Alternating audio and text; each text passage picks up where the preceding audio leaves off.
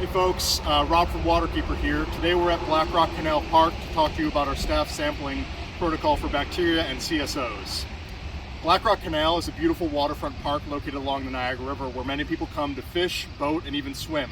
But did you know that it's also a location of a CSO, or a combined sewer outfall pipe? In many older cities, including Buffalo, we have what is called a combined sewer system, or a CSS.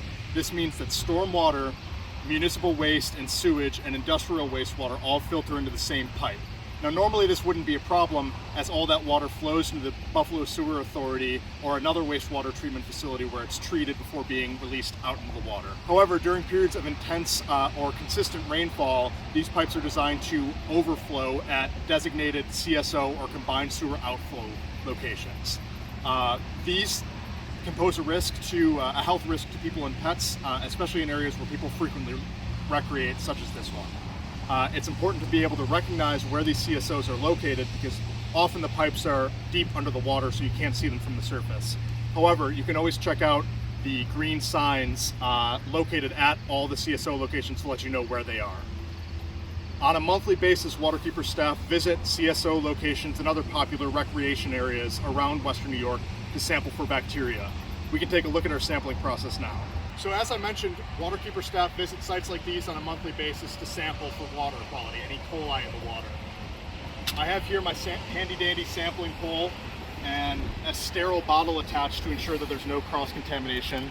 I'm wearing gloves to protect myself and prevent contamination of the water sample.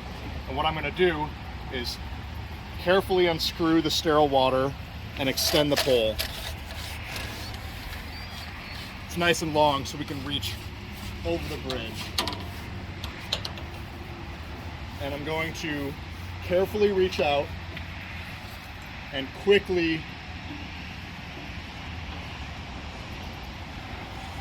grab a water sample. After drawing it back in, I put this water sample in a cooler and bring it back to the lab, where we can put it in a petri dish and incubate it for 24 hours before counting the E. coli. All the data that we collect is presented online through the Water Reporter app and on our website. So if you haven't visited either of those, we can put the information below.